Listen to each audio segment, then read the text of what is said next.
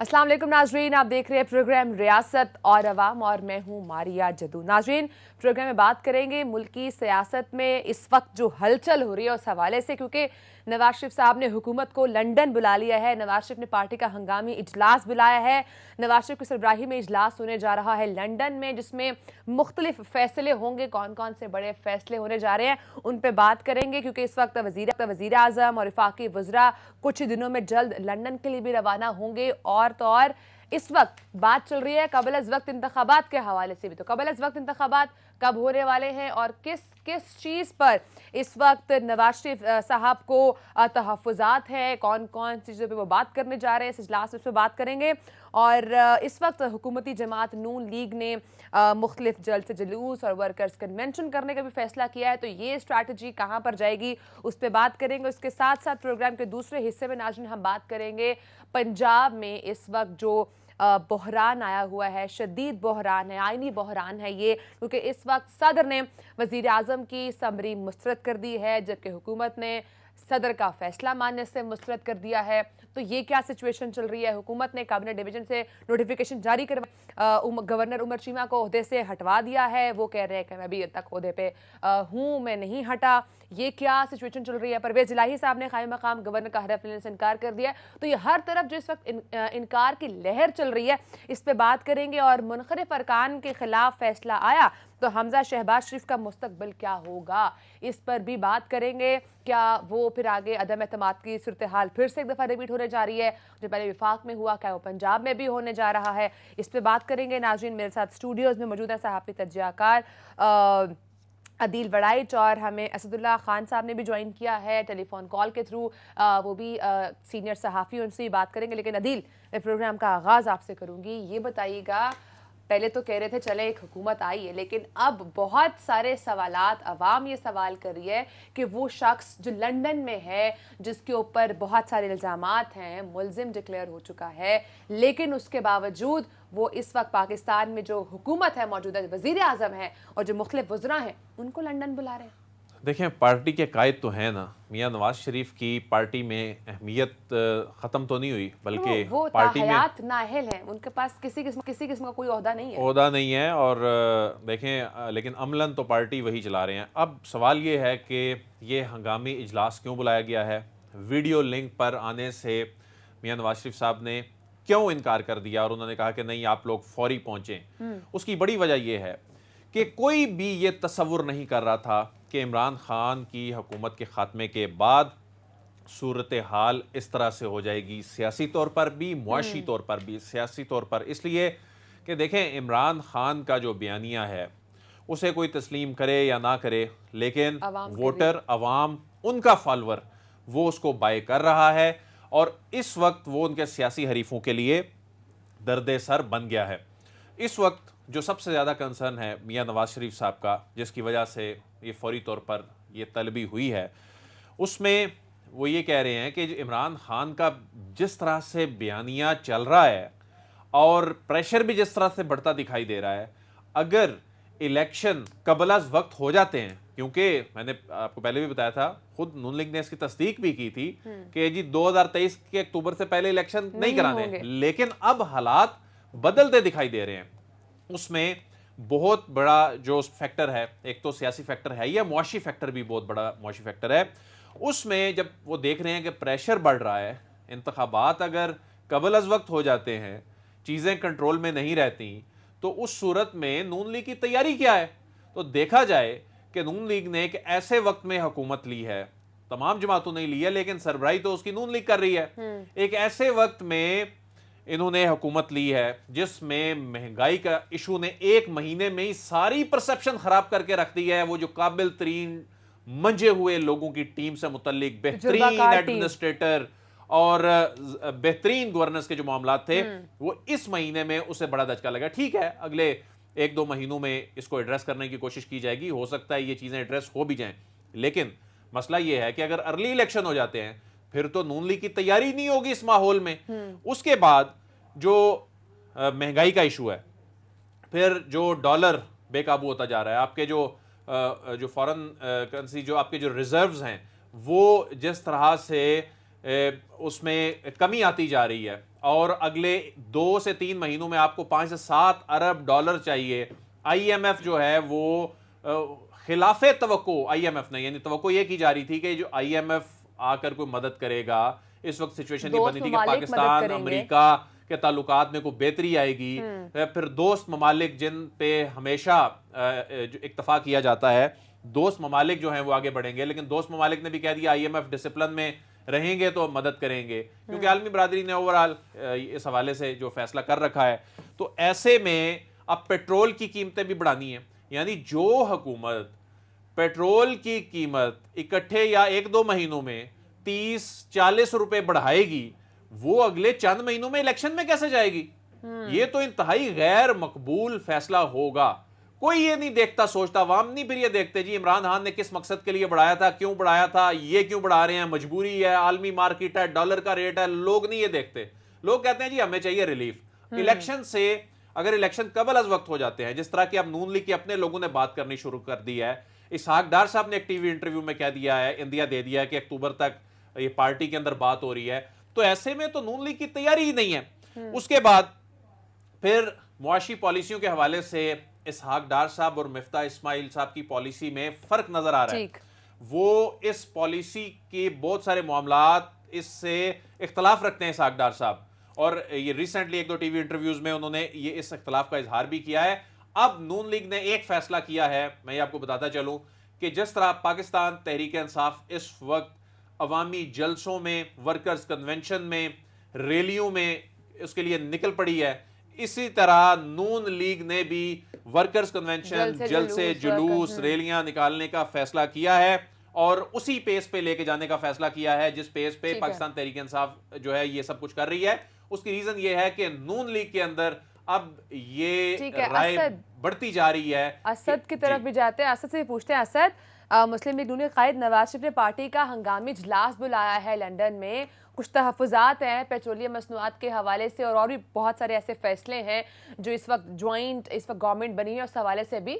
तो क्या बड़े फैसले इस इजलास में हो सकते हैं, मुमकिन हैं?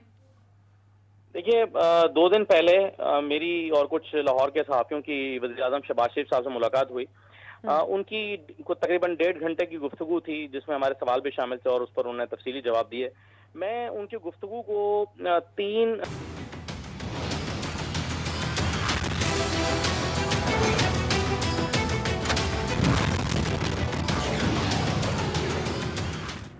वेलकम बैक नाज़रीन। इस वक्त जो पंजाब में आईनी बहरान शिद्दत इख्तियार किया हुआ है, इस पे बात करने के लिए हमारे साथ नाज़रीन एडवोकेट जनरल पंजाब अहमद अवैस साहब। सर बहुत शुक्रिया, आपने प्रोग्राम को टाइम दिया। सर कहिएगा, पंजाब हुकूमत ने आपको ओहदे से हटाने की समरी गवर्नर को भिजवाई है, आपकी जानिब से कहा गया है कि अभी जो ऐलान सामने आया है, लेकिन उसके बावजूद आपने कहा है कि आप इस्तीफ़ा नहीं देंगे। जब पंजाब की नई हुकूमत अगर आपके साथ काम नहीं करना चाहती तो आप ये मनसब क्यों नहीं छोड़ रहे हैं?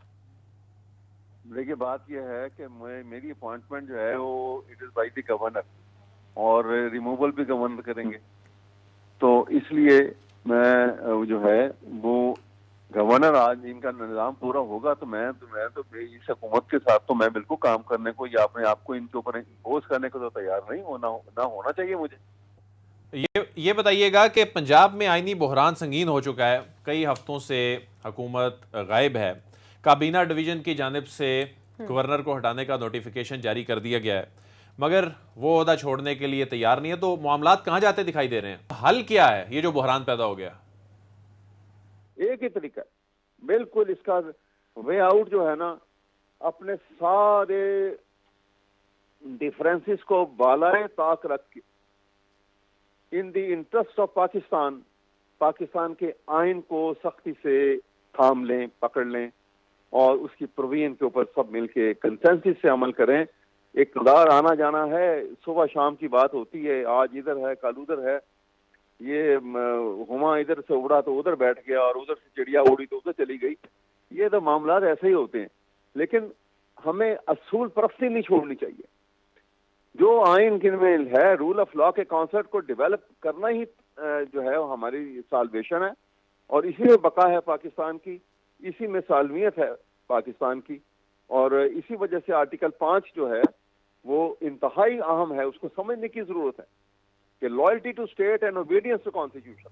यही इसका, ये मैं दो लफ्जों में इसका, अगर आपने जो सवाल किया है उसका जवाब ये है, loyalty to state and obedience to constitution. ठीक है सर, बहुत शुक्रिया, आपने प्रोग्राम को टाइम दिया। आदिल, जैसे अभी अहमद साहब बात कर रहे थे लॉयल्टी टू द स्टेट होनी चाहिए, तो यहाँ पर सबसे ज़्यादा मुश्किल इस वक्त जो हम देख रहे हैं वो मुनखरिफ अरकान की होगी, क्योंकि उनका क्या मुस्तकबिल होगा। प्लस इस वक्त जो सिचुएशन है पंजाब की, क्योंकि एक नोटिफिकेशन जाता है, एक तरफ वो एक्सेप्ट नहीं करते, वहाँ से वो ये एक्सेप्ट नहीं करते कि हमें नोटिफिकेशन क्यों आया है, तो ये मामला आगे प्रोसीड कैसे होंगे? देखिए, ये सारी लड़ाई ही मुनहरिफ अरकान के मुस्तकबिल की वजह से है, क्योंकि नून लीग को ये मालूम है कि इन मुनहरिफ अरकान जो पंजाब के हैं ख़ास तौर पे, इनके बचने के इम्कानात बहुत कम हैं, क्योंकि इलेक्शन कमीशन ऑफ पाकिस्तान में जो इस वक्त केस चल रहा है, आज मैंने वो प्रोसीडिंग अटेंड भी की, उसमें अब जवाब उनकी जानिब से आज उन 25 अरकान की जानिब से जवाब दायर कर दिया गया है। जुम्मे के दिन होने हैं इस पर दलाइल। मैक्सिमम ये मामला 19 तारीख तक डिसाइड होना है, क्योंकि इलेक्शन कमीशन ऑफ पाकिस्तान के पास भी इसमें मार्जिन नहीं है इसको आगे लेके जाने का, क्योंकि आइन में 1 महीने का लिखा गया है। अच्छा, अब नज़र ये आ रहा है कि बज़ाहिर तो यही नज़र आ रहा है कि इन अरकान का बचना इतना आसान नहीं है। उसकी रीज़न ये है कि देखें, अगर तो इन्होंने वोट कास्ट किया है, जो कि किया है, सबको पता है किया है, असम्बली का रिकॉर्ड जो है इलेक्शन कमीशन में आ गया है, क्या है, तस्वीर हैं, तस्वीर तो खैर इतना मैटर नहीं करती, असम्बली का रिकॉर्ड चूंकि ये ओपन बैलेट होता है, ओपन वोट होता है, उसके लिए असम्बली का रिकॉर्ड जो है वो आ गया। एक रुकन जो हैं, जो जावेद उनका नाम है, उन्होंने कहा इलेक्शन कमीशन में, मैं तो उस दिन था ही नहीं वहाँ पर, तो मेरा वोट जो है वो गलत कास्ट हुआ है। तो बहरहाल इसलिए ये 26 से 25 अरकान आ गया। अब ये 25 अरकान अगर डी नोटिफाई होते हैं, डी सीट होते हैं, तो हमजा शहबाज हुकूमत तो खड़ी ही इन 25 वोटों के ऊपर है। जो 186 का नंबर लेना ज़रूरी है वो सिर्फ इन्हीं मुनहरिफ अरकान के सर पे है। जो कौमी असम्बली के अरकान हैं, कौमी असम्बली की सिचुएशन डिफरेंट है, क्योंकि उन्होंने वोट कास्ट नहीं किया। उनके हवाले से पाकिस्तान तहरीक इंसाफ की हिकमत अमली डिफरेंट है। उनके हवाले से पाकिस्तान तहरीक इंसाफ ये कहती है कि देखें जी, इन्होंने फलां इंटरव्यूज़ में ये कहा था कि हम जो है वो साथ उस वक्त अपोजिशन का देंगे, तो इन्होंने एक और पार्लिमानी पार्टी ज्वाइन कर ली है, तो इसलिए इन पर 63A का इतलाक होता है। लेकिन यहां पर तो वाज़े तौर पर यह लिखा गया। अच्छा, एक चीज ऐसी है, एक पॉइंट ऐसा है जिस पर ये बचने की उम्मीद मुनहरिफ अरकान लगाए बैठे हैं। देखें जी, हमें तो पार्टी पॉलिसी नहीं दी गई थी रिटर्न में, देखें जी, हमें तो कंप्लाइंस नहीं करवाई गई थी, और ये वो टेक्निकल ऐसे चीजें हैं जिनके पीछे वो छुप रहे हैं। और लेकिन ये इतना आसान नहीं होगा। ये केस जो है, इसको अगर ये कहा जाए जी कि ये पॉलिसी दी गई हो या ना दी गई हो, बट आइन तो एक चीज कह रहे हैं ना आदिल। आइन में जाहिर है ये कहा गया है कि आप उसमें, इनके अपनी पार्टी का तो नहीं था ना चीफ मिनिस्टर, वो तो परवेज इलाही साहब थे बेसिकली, तो वो इत्तेहादी थे। तो उसमें पाकिस्तान तहरीक इंसाफ को ये एस्टैब्लिश जरूर करना है। ये जो कहा जा रहा है ना कि जी ये 20-25 मिनट का केस है, ये इसको इतना भी इजी ना लें खैर तहरीक इंसाफ वाले, क्योंकि मुनहरिफ अरकान अब ये कह रहे हैं और ये आर्गूमेंट लेने जा रहे हैं कि देखें जी, ये इन्होंने हमें पार्टी पॉलिसी जो है वो रिटर्न में उस तरह से नहीं दी, किसी को डाक मिली, किसी को नहीं मिली, कंप्लायंस के क्या सबूत हैं। लेकिन बहरहाल ये केस पाकिस्तान तहरीक इंसाफ का कौमी असम्बली के लिहाज से ये बहुत ज्यादा स्ट्रांग है पंजाब का, और पंजाब में अगर ये मुनहरिफ अरकान जो हैं ये डी नोटिफाई हो जाते हैं, डी सीट हो जाते हैं, उसके बाद उमर सरफराज चीमा ही ये कहते हैं, जिनको नून लीग अब मानेगी नहीं। अब वो कहेंगे उन्होंने सिक्योरिटी वापस ले ली, उनको अंदर नहीं जाने दे रहे। ये एक अलग से एक मामला शुरू हो गया है। ये मामला एक अलग से एक तसादुम की जाने बढ़ता जा रहा है कि अब तो वो गवर्नर हाउस के अंदर ही नहीं जा पाएंगे, और वो कहेंगे जी एतमाद का वोट लें, वो बोले जी आपकी हैसियत ही कोई नहीं है। बिल्कुल। लेकिन एक और जो मामला है ना, एक और मामला जो है वो ये है कि परवेज इलाही साहब को इन्होंने कह दिया कि उस नोटिफिकेशन में कि जो स्पीकर है पंजाब असम्बली के वो कायम मुकाम गवर्नर बन जाए, उन्होंने इनकार कर दिया, क्योंकि वो गवर्नर बनते हैं तो जो डिप्टी स्पीकर हैं वो स्पीकर बन जाते हैं, और वो भी मुनहरिफ अरकान में उनका नाम आता है, और यानी वो बिल्कुल मुंह मोड़ चुके हैं वो पाकिस्तान तहरीक इंसाफ से। तो ये भी एक बड़ी सिचुएशन है, और परवेज इलाही साहब के खिलाफ तहरीक एतमाद भी आई हुई है। तो ये इतना आसान मामला नहीं है, बहुत ज्यादा कॉम्प्लेक्स हो गया है। अब जो नए गवर्नर हैं बलीगुर रहमान साहब, अब नए गवर्नर बलीगुर रहमान साहब जो नामजद किए हुए हैं, वो सदर मुमलिकत उसमें एडवाइस पर अमल करना उन पर लाजिम है, लेकिन उसके लिए उनके पास 25 दिन का वक्त है। 15 दिन में वो रिव्यू करने का कह सकते हैं प्राइम मिनिस्टर साहब को, 10 दिन फिर उन पर एडवाइस को मंजूर करने के लिए आईनी तौर पे मिलते हैं। तो इसका मतलब है कि वलीगुर रहमान साहब भी अभी जब तक वलीगुर रहमान साहब नहीं है उस वक्त तक परवेज लाई को उन्होंने नोटिफाई किया, परवेज लाई साहब अपने ओहदे का हल्फ ले नहीं रहे। तो इतनी कॉम्प्लेक्स सिचुएशन बन गई है कि आने वाले दिनों में ये सियासी भी और हर लिहाज से सूरत-ए-हाल तसादुम की जानिब जो है वो दिखाई दे रही है। जो हमजा शहबाज शरीफ साहब के केस में हुआ था, क्या वो यहाँ पर अप्लाई हो सकता है? देखें, हमजा शहबाज साहब का मसला ही सारा अभी भी हमजा शहबाज साहब का ही है, मसला ही सारा उनकी हुकूमत का है। वो इलेक्शन का था और ये हुकूमत बचाने का मामला है, काबीना ही फाइनल नहीं हो रही। तो फिर उस्मान बुज़दार साहब भी वज़ीर आला ही बनते हैं।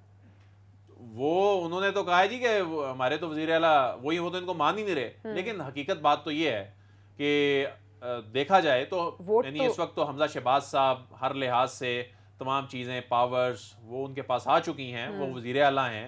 ये तो है बात नहीं बनती, उस्मान बुज़दार साहब वाला चैप्टर क्लोज हो चुका है, हमजा शहबाज ही वज़ीर आला हैं। लेकिन अब मसला ये नहीं है कि मसला ये है कि अब वो कब तक रहेंगे। 19 तारीख को अगर ये फैसला आ जाता है, ये मामला मुझे इलेक्शन कमीशन से आगे अदालतों में जाता दिखाई दे रहा है, सुप्रीम कोर्ट ऑफ पाकिस्तान में। ये मामला 19 तारीख को एक हद तक कंक्लूड हो जाएगा, इलेक्शन कमीशन अपना फैसला दे देगा।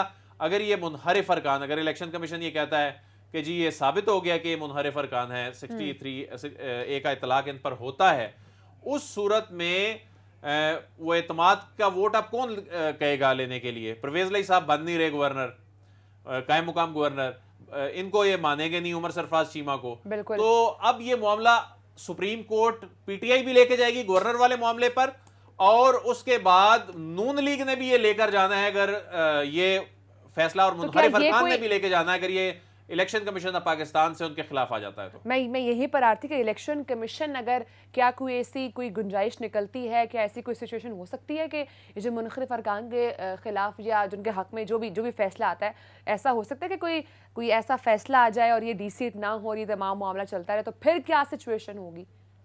देखें, ये तो है इलेक्शन कमीशन एक अदालत है, फैसला तो उसी ने करना है, आइन और कानून के मुताबिक करना है। फैसला जो भी आया, ये मामला सुप्रीम कोर्ट जाता दिखाई दे रहा है। और आज ये कमरा अदालत में, यानी इलेक्शन कमीशन ऑफ पाकिस्तान के कमरा अदालत में ये बात हुई भी कि हम ये एविडेंस इसलिए दे रहे हैं। जब कौमी असम्बली के एविडेंस देने से मुतल्लिक, उनके अरकान से मुतल्लिक ये बात हुई, तो उन्होंने कहा ये तो आप दे चुके हैं, उसी की बुनियाद पर ये रेफरेंस आया, क्यों अब ये दे रहे हैं स्टेज पे? उन्होंने कहा क्योंकि ये मामलात, फैसल चौधरी साहब ने कहा कि ये सुप्रीम कोर्ट में जाने हैं, बड़ी अदालतों में जाने हैं, तो इसलिए ताकि ये ड्यू प्रोसेस अडॉप्ट हुआ है, हमने एविडेंस यहाँ भी पेश किए ताकि ये एस्टैब्लिश हो जाए और ये चीजें वो फैसले में लिखी जाएं, ताकि ये मामलात आगे अदालतों में जब जाने हैं तो उसमें अब चाहे मुनखरिफ अरकान हो या हुकूमत हो, ये फैसला अब इलेक्शन कमीशन से आगे होता सुप्रीम कोर्ट जाता नजर आ रहा है। सो अब इस पे क्या होगा वो अदालत ही फैसला करेगी। ब्रेक का टाइम है नाज़रीन, ब्रेक के बाद हम बात करेंगे चोलिस्तान के मसाइल पर, वहाँ इस वक्त क्या सिचुएशन है, क्योंकि वहाँ के बासी मुतालबा कर रहे हैं कि चोलिस्तान को आफत ज़दा करार दिया जाए। सो ब्रेक के बाद इस इशू पे बात करेंगे, साथ रहिएगा।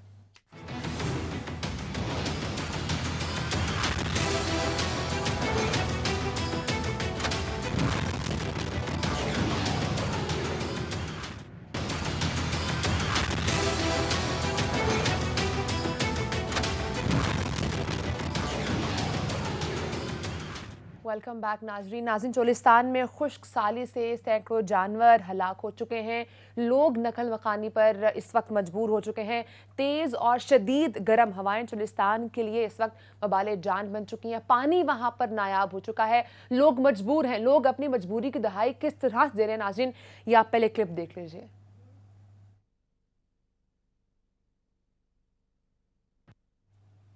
इस पे नाज़रीन हम आपको क्लिप भी दिखाते हैं कि वहाँ पर जो इंसान हैं, जो जानवर हैं, किस तरह से उनके लिए पीने का पानी जो है वो नायाब है। ये फुटेज हमारे पास नाज़रीन मौसूल है, ज़रा आप ये देख लीजिए।